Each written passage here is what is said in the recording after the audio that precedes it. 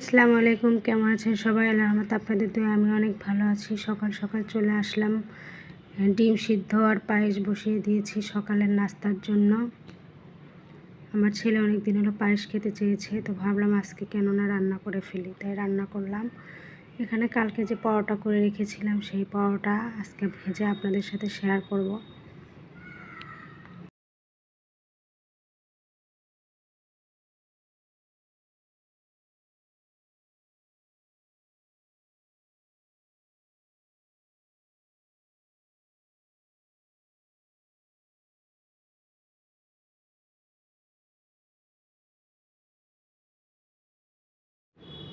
দেখতে পাচ্ছেন পরোটা কিন্তু ফুলে ডাবল হয়ে গেছে। আপনারাও এরকম করে বানিয়ে ফ্রিজে রেখে খেয়ে দেখতে পারেন। যেরকম আমরা টাটকা পরোটা বানাই সেম ওরকমই খেতে, অনেকটা মজা, একদম নরম সফট হয়।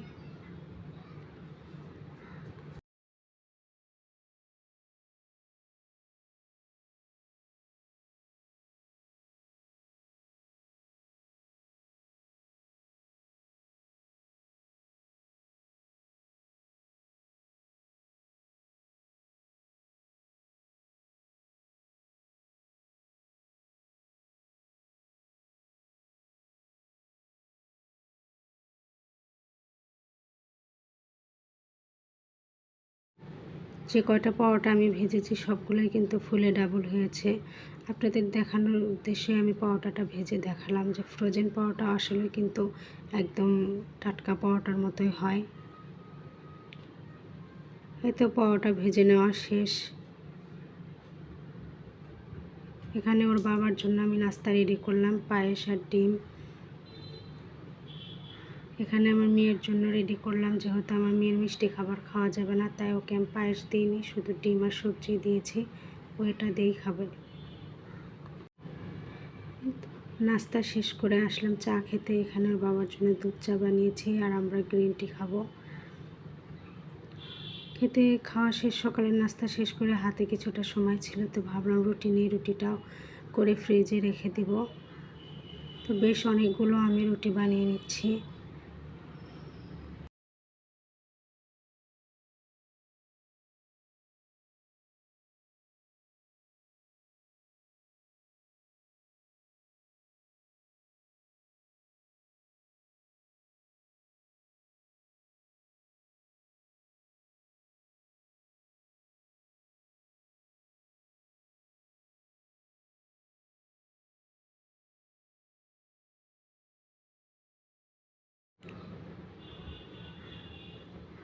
রুটি বেলতে বেলতে বাইরে অনেক বৃষ্টি হচ্ছিল, আমি বৃষ্টি দেখছি আর রুটি বানাচ্ছিলাম।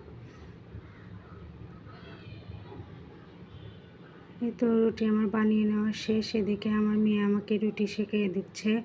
আমি রুটি বানাতে গেলে ও আমাকে সাহায্য করে রুটি শেখার জন্য, কারণ এক হাতে বানাতে গেলে অনেক সময়ের দরকার, যেহেতু রুটি বানাতে হয় আবার শিখে রেখে দিতে হয়। সবাই ভালো থাকবেন, আল্লাহ হাফেজ।